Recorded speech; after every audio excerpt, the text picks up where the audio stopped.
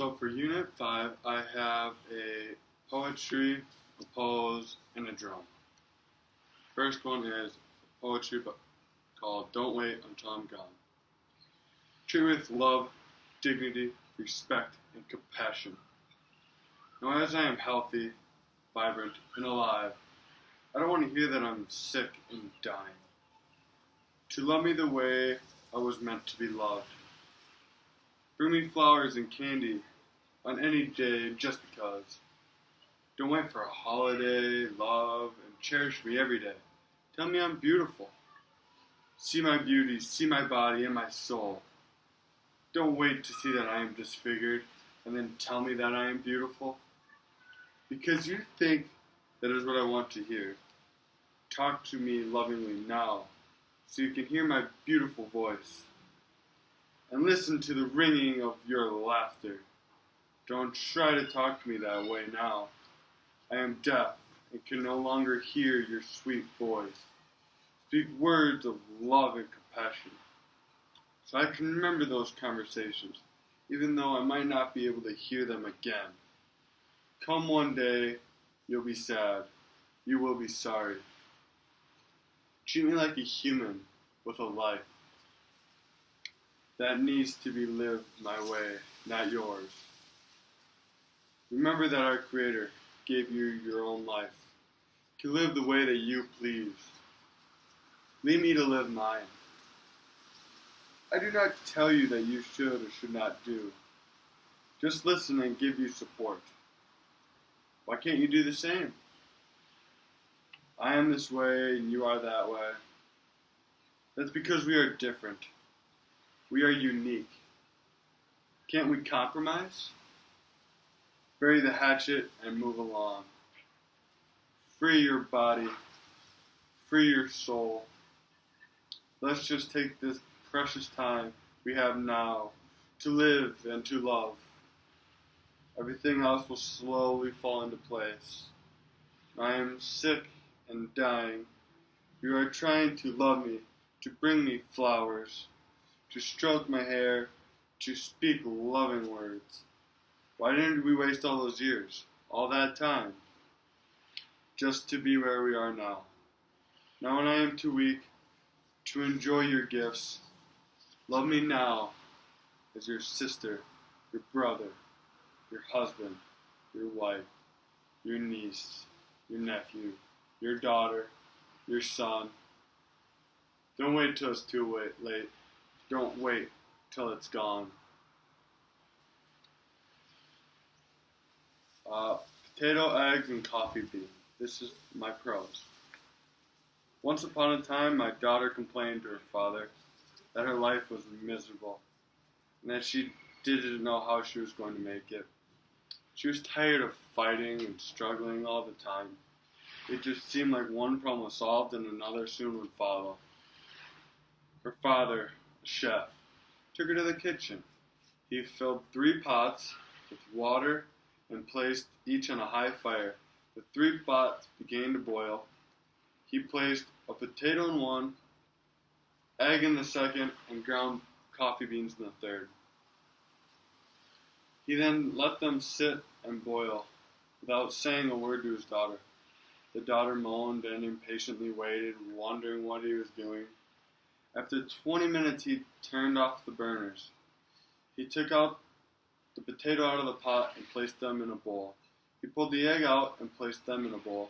And then he laid the coffee beans out, placed in a cup. Turned to her and he asked, "Daughter, what do you see?" "Potato, eggs, and coffee," she had hastily replied. "Look closer," he said. "Touch the potato." She did and noticed that they were soft. He then asked to take the egg and break it. After pulling the shell, she observed the hard-boiled egg. Finally, he asked her to take a sip of the coffee. His rich aroma brought a smile to her face. "Father, what does this mean?" she asked. Then he explained that the potatoes, the eggs, and the coffee bean had each faced the same adversity, the boiling water. However, each one reacted differently. The potato went in strong, hard, and unreliant. but in the boiling water, it became soft and weak. The egg was fragile, the thin outer shell protecting its liquid interior until it was put in the boiling water. Then the inside of the egg became hard. However, the ground coffee beans were unique. They were exposed to the boiling water. They changed the water and created something new. "Which are you?" he asked his daughter.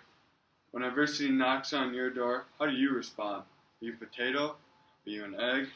Or a coffee bean?" Moral in life, things happen around us. Things happen to us. But there's only one thing that truly matters to what happened to us. Which one are you? This one is a drama by Master. It's called Master by D.M. Larson. You thought the game rock, scissors, paper. You're wrong. The ancient game dishonored by scissors and paper. It is a mockery of the true art of the challenge. Shall I tell you the story? If you wish to hear the story, you must say, "Yes, master." Now say, "Pretty please with a cherry blossom on top." Fine, I will tell you the story. It all began with a rock. Not the wrestler, no, the rock was a big, fat, lazy slob. Unmovable.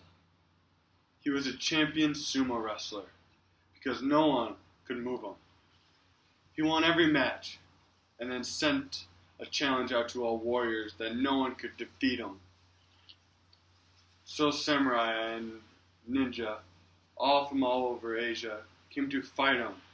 But even a sword could not piece his rock like skin. But then the magician from the distant land came with a mighty weapon, a firecracker.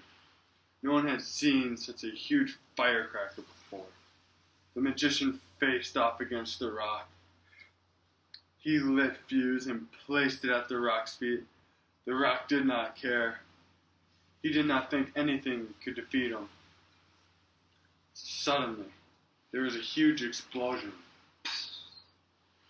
There were screams and cries of pain, and when the smoke cleared, the rock had fallen. Everyone stood quietly and couldn't believe their eyes.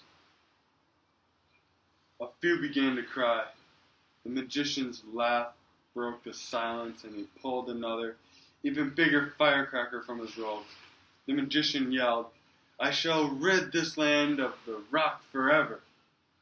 He placed the firecracker next to the rock and lit it.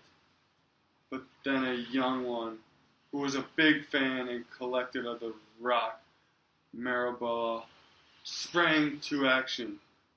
He snatched a sword and swish, cut the fuse, saving the rock from destruction. So as I asked, you are no longer dishonored. The game with scissors and paper.